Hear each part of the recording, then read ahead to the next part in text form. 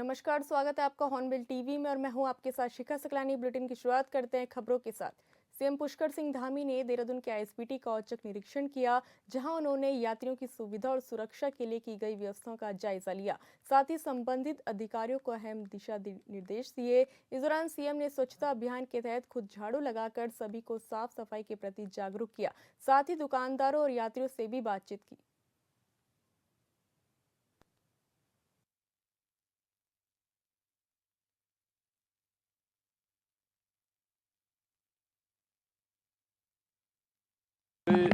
साल भर पूरे देश से और दुनिया से करोड़ों करोड़ की संख्या में यहाँ आस्थावान श्रद्धालु पर्यटक बड़ी संख्या में आते हैं। तो इस दृष्टि से हमारे जितने भी प्रमुख बस स्टेशन हैं, रोडवेज बस स्टॉप है, आईएसबीटी हैं, रेलवे स्टेशन हैं, ये सभी साफ स्वच्छ होने चाहिए, जिससे कि लोग चूँकि एक अध्यात्म की प्राप्ति के लिए, यहाँ पर धर्म की प्राप्ति के लिए, तीर्थाटन के लिए, आस्था और श्रद्धा के लिए आते हैं, तो ये स्थान हमारे साफ स्वच्छ होने चाहिए। यहाँ पर अन्य सुविधाएं जो और विस्तार दी जा सकती हैं और काम किया जा सकता है, उन सबको मैंने आज इससे यहाँ पर आने से पहले रोड सेफ्टी को लेकर एक हमारी आज समीक्षा बैठक थी, जिसमें पुलिस विभाग, परिवहन विभाग और हमारा बीआरओ से लेकर पीडब्ल्यूडी और तमाम ऐसे विभागों के लोग उस समीक्षा बैठक में थे। मैंने सभी से अनुरोध किया आज कि सभी लोग अपने अपने विभागों को, जो भी उनके अंडर में आने वाली चीज़ें हैं, उन सभी को स्वच्छ रखें। और यहाँ भी आज स्वच्छता का अभियान हमने प्रारंभ कर दिया है। पूरे राज्य भर के अंदर ऐसे अभियान चलाए जाएंगे और सभी को कहा गया है कि स्वच्छता हमारी प्राथमिकता में होना चाहिए। सर, स्थायी निवास प्रमाण पत्र पिछले 2 से 3 सालों में जो बने हैं, उनके आपने जांच के निर्देश दिए हैं कि इनकी जांच की जाए। किस तरीके से इस फैसले को आप देख रहे हैं? देखिए, बड़े पैमाने पर ये सूचनाएं आ रही हैं कि कहीं ना कहीं इनको बनाने में कुछ गड़बड़ियां आई हैं। जो लोग पात्र नहीं हैं, उनको भी पात्रता की श्रेणी में लाया गया है, जिसके कारण से गलत तरीके से राशन कार्ड बन गए हैं, बिजली के कनेक्शन दे दिए गए हैं, आधार कार्ड बन गए हैं, अन्य सुविधाएं जो पहचान पत्र दे दिए गए हैं। तो वो सभी जांच के दायरे में आएंगे और उस पर हमने कहा है कि कड़ाई से उसका पालन हो।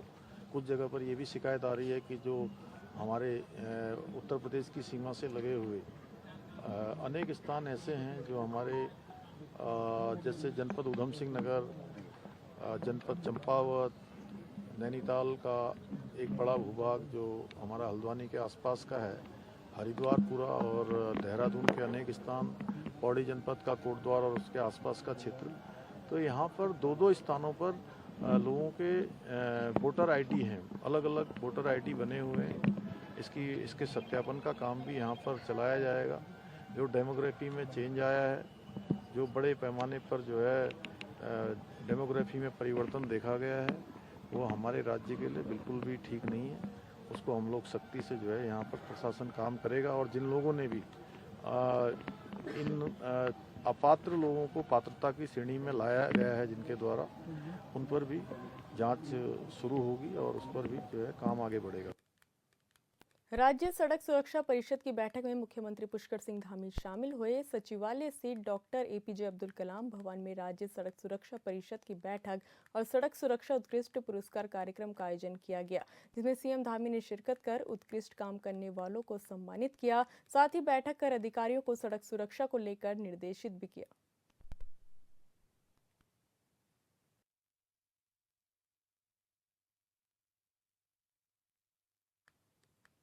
प्रदेश में पिछले 3 सालों में बने अस्थायी निर्माण पत्रों को जांच को लेकर मुख्यमंत्री धामी ने सभी जिलाधिकारियों को निर्देश जारी किए हैं, जिसको लेकर कांग्रेस प्रदेश अध्यक्ष गणेश गोदियाल ने सरकार पर सवाल खड़े किए। उन्होंने कहा कि मुख्यमंत्री के आदेश स्वागत योग्य जरूर है, लेकिन हम सरकार को पूछना चाहते हैं कि 3 सालों ही क्यों, विगत 15 साल में बने स्थायी निवास प्रमाण पत्रों की भी जांच होनी चाहिए, ताकि ये पता लग सके कि कितने लोगों ने फर्जी या कूटनीतिक तरीके से अपने स्थायी निवास प्रमाण पत्र बनाए हैं। उन्होंने कहा कि सबसे पहले ये सरकार का दोष है।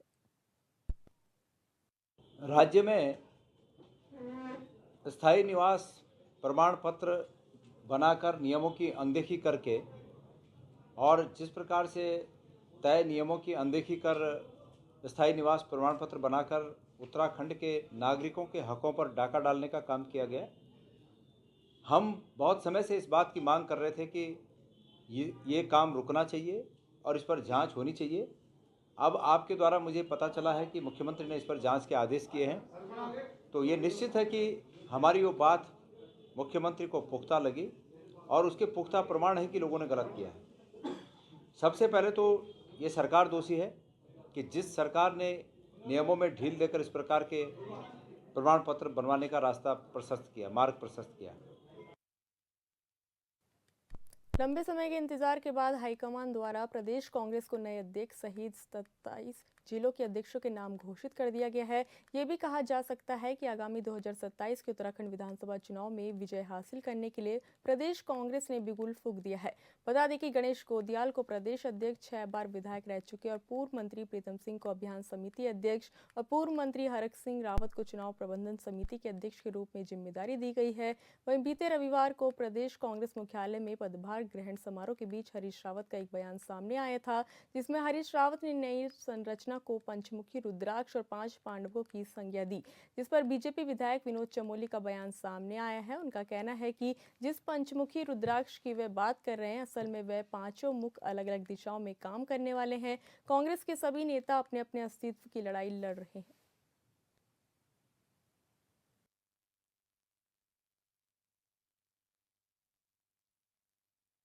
सब लोगों को बधाई देता हूं जो नई टीम इस समय एआईसीसी ने दी है, नेतृत्व ने दी है, उनको बहुत बहुत बधाई है। और कांग्रेस जनों में अभूतपूर्व उल्लास है, बहुत बड़ा उत्साह है और ये उत्साह कार्यकर्ताओं का उत्साह ही शक्ति होता का प्रतीक होता है। और मैं पहले चतुर्भुज नेतृत्व कहता था, अब पंचमुखी नेतृत्व है, 5 पांडव, पंचमुखी रुद्राक्ष बहुत शक्तिशाली होता है। 5 पांडव सब पे भारी थे, वैसे ये जो पंचमुखी हमारा नेतृत्व है ये भाजपा पर बहुत भारी है ना। जो पंचमुखी रुद्राक्ष की बात करें, 5 मुंह तो हैं लेकिन अलग अलग दिशाओं में है। सब लोग अपने अपने अस्तित्व की लड़ाई लड़ते हैं। मैं कांग्रेस में भी, मैं तो ये मानता हूँ कि कांग्रेस में हर व्यक्ति एक पार्टी है, कांग्रेस पार्टी नहीं है। कांग्रेस में हर नेता अपने आप में एक पार्टी है और अपने अपने एग्जिस्टेंस की लड़ाई वहां पर लड़ता है।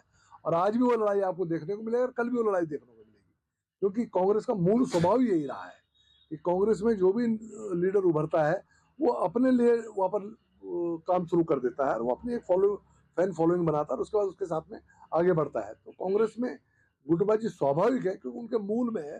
जहाँ तक हमारी पार्टी का सवाल है, हमारे संगठन आधारित पार्टी है, हमारे व्यक्ति का महत्व नहीं है, संगठन का महत्व है और ग्रास रूट संगठन है। तो बीजेपी और कांग्रेस का कहीं मैच नहीं है, इसको कंपेयर भी नहीं किया जा सकता, मेरा ऐसा मानना है। बीजेपी की वर्किंग अलग टाइप की है, उनकी वर्किंग अलग टाइप की है। और आपको मैं ध्यान दिलाना चाहूँगा, एक बयान कमलनाथ जी का आया था जब मध्य प्रदेश में चुनाव हो रहे थे, तो उनका एक इंटरव्यू चल रहा था इंडिया टुडे पर, आज तक पे। तो उन्होंने कहा था, उन्होंने कहा भाई सरकार से तो मैं निपट लूंगा, मध्य प्रदेश में तो बीजेपी की सरकार थी, लेकिन इनके संगठन से कैसे निपटूंगा। तो हमारा संगठन इतना मजबूत है कि कांग्रेस कहीं पासंग भी नहीं है। और इसी में एक बयान हरीश रावत जी का भी एक बार आया था कि जो हम कोई भी काम करते हैं तो इनके सोशल मीडिया वॉरियर जो है वो हमारे प्रदेश में अब राजनीतिक दलों के सामने अगली चुनौती वर्ष 2027 की विधानसभा चुनाव की है, जिससे पहले राज्य मंत्रिमंडल के विस्तार की कसरत को अंजाम देने तक पहुंचाने का इंतजार है। इसको लेकर सीडब्ल्यूसी मेंबर और पूर्व कांग्रेस प्रदेश अध्यक्ष करण मारा का कहना है कि अब तो चुनाव सामने आ गए हैं, वर्किंग बोर्ड केवल 5 से 6 महीने का रह गया है, कैबिनेट खाली रखकर बीजेपी ने जरूर जनता का नुकसान किया है। उन्होंने कहा कि बीजेपी के पास योग्य लोग ही नहीं है, ये इससे पता चलता है कि अभी भी 90% मंत्री और प्रवक्ता कांग्रेस पृष्ठभूमि के हैं।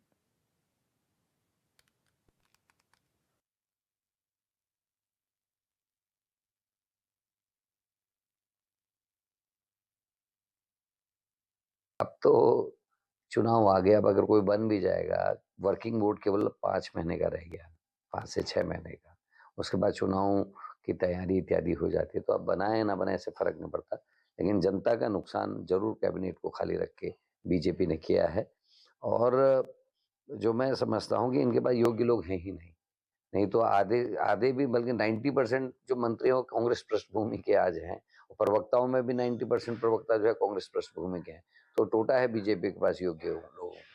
उत्तराखंड के पूर्व मुख्य सचिव के बेटे के साथ मारपीट करने वाले पूर्व बीजेपी विधायक कुंवर प्रणव सिंह चैंपियन के बेटे को लेकर नई जानकारी सामने आई है। इस पूरे मामले पर आरटीओ अधिकारी का कहना है कि उत्तराखंड में पूर्व विधायक चैंपियन की गाड़ी पर 4 चालान दर्ज किए गए, जिनका अब तक भुगतान नहीं किया गया। फिलहाल विभाग की ओर से पूर्व विधायक चैंपियन को नोटिस भेजा जाएगा, जिसके बाद अग्रिम कार्रवाई की जाएगी। बता दें कि आरोपी दिव्य प्रताप सिंह जिस गाड़ी में सवार था, उस गाड़ी के बीते 5 सालों में ओवर स्पीड और पॉल्यूशन के 28 चालान काटे हैं, जिनके डिजिटल भुगतान आज भी पेंडिंग है।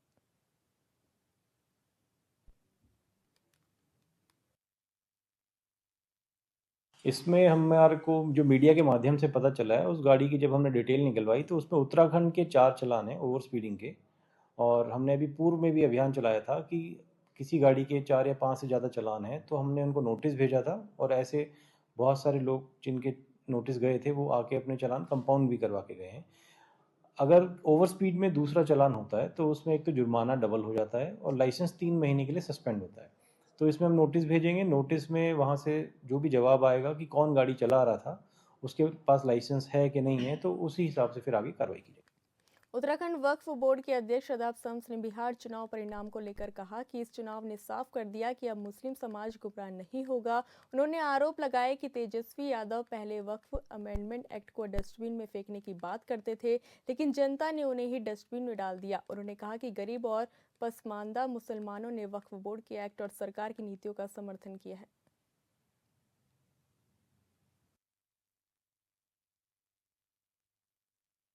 बिहार के चुनाव ने स्पष्ट कर दिया है कि अब मुस्लिम समाज भी गुमराह होने वाला नहीं है। ये वही तेजस्वी यादव हैं जिनको जो बहुत बड़ा आजाद मैदान में सम्मेलन करके कह रहे थे, ये जो वक्फ अमेंडमेंट एक्ट उम्मीद आया है हम इसे डस्टबिन कर देंगे। प्रदेश की जनता ने उन्हें डस्टबिन कर दिया। जो नए सर्वे आए हैं उनमें स्पष्ट हुआ है कि पसमानदा समाज का 14% वोट बिहार में है, जिसमें से 7% वोट एनडीए को मिला है। इसका मतलब ये स्पष्ट होता है कि एक बहुत बड़ी संख्या में जो गरीब पसमानदा मुसलमान है उसने कहीं ना कहीं जो वक्फ अमेंडमेंट एक्ट है उसको सपोर्ट किया है। गरीबों का हक गरीबों को मिले। ये जो वक्फ का माफिया है, जो वक्फ पे लुटेरा बैठा है, उस वक्फ माफिया से जमीनों को लेकर और गरीब मुसलमानों को जो पसमानदा हैं, जो वंचित और शोषित वर्ग है, उसको लाभ पहुंचाया जाए। उसके लिए जो मोदी सरकार ने एक उम्मीद जगाई है, कहीं ना कहीं उस उम्मीद के ऊपर भी एक बड़ा बल मिला है। और मैं ये कह सकता हूं, जो वक्फ अमेंडमेंट एक्ट को डस्टबिन करने की बात कर रहे थे, उनका हश्र क्या हुआ ये दुनिया ने देखा। अब इसके बाद मुझे लगता है कि अब बंगाल का नंबर है। जो बंगाल में विरोध हुआ था, या तो बंगाल में दीदी अभी भी अपनी गलतियों का एहसास करके बातों को समझ जाए, तो मुझे लगता है कि उनका आने वाला हश्र भी जो यहाँ तेजस्वी यादव का हुआ उससे बुरा ममता। मुख्यालय पौड़ी में आगामी शरदोत्सव की तैयारियों को लेकर जिलाधिकारी स्वाति एस भदौरिया की अध्यक्षता में बैठक आयोजित की गई। जिलाधिकारी ने सभी विभागों को पारस्परिक समन्वय के साथ कार्य करते हुए आयोजन को सफल, सुरक्षित और आकर्षक बनाने के लिए ठोस कार्य योजना तैयार करने के निर्देश दिए।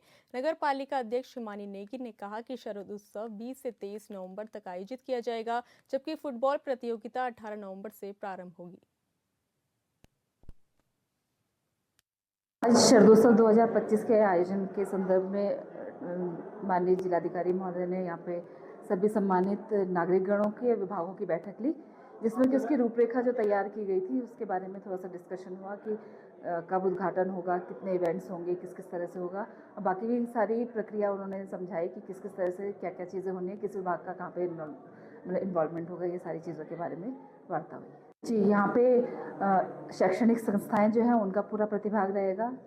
लोक नृत्यों में मार्च पास्ट, झांकी और भी विभिन्न प्रतियोगिताएं होंगी, जैसे कि चित्रकला प्रतियोगिता, volleyball, badminton, table tennis, football, volleyball, रस्साकशी, मेहंदी, रंगोली, कई तरह के आयोजन हैं। सभी में इस शैक्षणिक संस्थाओं का ओपन, जितने भी नागरिक हमारे पौड़ी के हैं वो सब आमंत्रित हैं कि इस उत्सव में भाग लें और अपना प्रतिभाग। यहाँ पे नगर पालिका पौड़ी द्वारा 20 नवंबर से शरदोत्सव का कार्यक्रम प्रस्तावित है और उसके के क्रम में सभी के साथ समन्वय और सभी विभागों और जनप्रतिनिधियों और जो हमारी आम जनता भी है उनके सबके बीच में समन्वय बैठक अभी की गई कि और उसमें यही डिसाइड हुआ कि मेन रूपरेखा क्या है, उसका भी उन्होंने डिटेल सभी के समक्ष प्रस्तुत किया और उसमें क्या इम्प्रूवमेंट हो सकते हैं, इसमें काफ़ी महत्वपूर्ण सुझाव भी आए कई लोगों के द्वारा तो और उसमें ज़्यादा से ज़्यादा इन्वॉल्वमेंट कैसे सुनिश्चित हो सके बच्चों के द्वारा, महिलाओं के द्वारा और हमारे जो व्यापारिक संगठन हैं, इस पे भी चर्चा की गई है। तो इसका रूपरेखा फाइनल हो चुका है और इसमें जो भी आवश्यक सहयोग होंगे सभी विभागों को वो भी प्रोवाइड करने के लिए बता दिया गया है। तो मुझे पूर्ण उम्मीद है कि सभी के सहयोग से ये अच्छे ढंग से संपन्न होगा। ये हमारे पौड़ी में शरदोत्सव आयोजन होना है 20 से लेकर के 23 नवंबर तक। तो जिलाधिकारी महोदय की अध्यक्षता में ये बैठक आहूत की गई थी। इसमें मेले में जितने भी प्रोग्राम्स होना है उसमें हमारे जितने भी विभागों की हमें आवश्यकता पड़ सकती है उन सभी विभागों को बुलाया गया था, क्योंकि इसमें बहुत सारे प्रोग्राम रखे गए हैं, जैसे रंगोली प्रतियोगिता, बेबी शो प्रतियोगिता, पेंटिंग, तो इन सब के बारे में चर्चा हुई। मैम द्वारा यही निर्देश दिए गए हैं कि इस मेले को सफल बनाने में जिस भी चीज़ की ज़रूरत होगी वो उसमें उनका पूरा सहयोग रहेगा और अदर विभागों को भी उन्होंने इस चीज़ के लिए आदेशित किया है। सांस्कृतिक कार्यक्रम रहेंगे, मेहंदी प्रतियोगिता, रंगोली प्रतियोगिता, सबके लिए अलग अलग जगह चिन्हित की गई हैं, वो बता दिया जाएगा बाद। पौड़ी में जिला प्रशासन और खेल विभाग के तत्वाधान में कंडोलिया खेल मैदान में आयोजित 4 दिवसीय राज्य स्तरीय आमंत्रण फुटबॉल प्रतियोगिता का समापन हो गया, जहां समापन दिवस पर 2 सेमीफाइनल मुकाबले खेले गए। इस दौरान फाइनल मैच में हरिद्वार की टीम ने शानदार खेल दिखाते हुए चंपावत की टीम को 1-0 से हराकर मुकाबला अपने नाम कर लिया। बता दें कि इस प्रतियोगिता ने न सिर्फ स्थानीय खिलाड़ियों को उत्कृष्ट मंच प्रदान किया, बल्कि जिले में खेल संस्कृति को भी नई ऊर्जा दी। नहीं, जब भी पौड़ी में फुटबॉल की बात होती है तो सबसे पहले कंडोलिया फील्ड का ही वो आता है, नाम याद आता है, मन में आता है। और जैसे मैं पौड़ी का ही हूँ तो मेरे लिए बड़ी हर्ष की भी बात है और गौरव का भी क्षण है कि आज मैं यहीं पर ऐसे मुख्य अतिथि यहाँ पे आया हूँ। और पौड़ी का मतलब जब भी फुटबॉल की बात होती है पौड़ी का नाम जरूर आता है, कि आज से ही नहीं, ये बहुत पहले से ही मतलब पौड़ी के काफ़ी अंतर्राष्ट्रीय खिलाड़ी यहाँ से निकल चुके हैं। सौरभ रावत है, गौरव रावत है, भंडारी है, जो अभी रिसेंटली खेल रहे हैं, और जो काफ़ी पुराने हैं जिनको मैं नहीं जानता यहाँ से, बट मेरे फादर भी यहाँ यूनिवर्सिटी खेले हैं यहाँ से, क्योंकि मेरा घर यहीं पास में ही है। तो पौड़ी में जब भी फुटबॉल होता है तो सबको पता होता है कि यहाँ अच्छा टूर्नामेंट होता है, बाहर से टीमें आती हैं। तो इतिहास बहुत ही बड़ा है मतलब पौड़ी का फुटबॉल के क्षेत्र में। यहाँ पे जब भी मैंने देखा है कि ग्रास रूट पे भी फुटबॉल काफ़ी अच्छे लेवल पे होती है, क्योंकि रवि भाई है, टिंकू है, पारस है, ये सब बहुत अच्छा काम कर रहे हैं। क्योंकि लास्ट ईयर मैंने भी एक रिलायंस यंग चैम्प्स का एक वो ट्रायल कराया था देहरादून में, जहाँ से पौड़ी के पूरे उत्तराखंड में ट्रायल कराया था, और पौड़ी के जिसमें 3 में से 2 लड़के जो थे वो पौड़ी के थे। तो मतलब इससे अपने आप पे पता लगता है कि यहाँ पे भी फुटबॉल का बहुत अच्छा काम हो रहा है, और जो कोचेज़ हैं बहुत मेहनत कर रहे हैं बच्चों पे। और मुझे आशा है कि मतलब आगे भी ऐसा होता रहेगा और पौड़ी का नाम फुटबॉल में हमेशा रहेगा। और यहाँ देहरादून में जिलाधिकारी के निर्देश पर लेंसडॉन चौक पर अनियमित तरीके से वाहन खड़ा कर यातायात बाधित करने वालों पर परिवहन विभाग ने बड़ी कार्रवाई शुरू कर दी है, जिसमें अब तक 36 वाहनों को जब्त कर रीजेंट्स ग्राउंड में बंद कर दिया है। अधिकारियों का कहना है कि चौक पर दिन रात बढ़ते जाम की समस्या को खत्म करने के लिए किसी भी कीमत पर सड़क पर कब्जा करने वालों को बख्शा नहीं जाएगा और आगे भी इस तरह की सख्ती से कार्रवाई चलती रहेगी। फिलहाल इस बुलेटिन में इतना ही। आप देखते रहिए हॉर्नबिल टीवी। नमस्कार।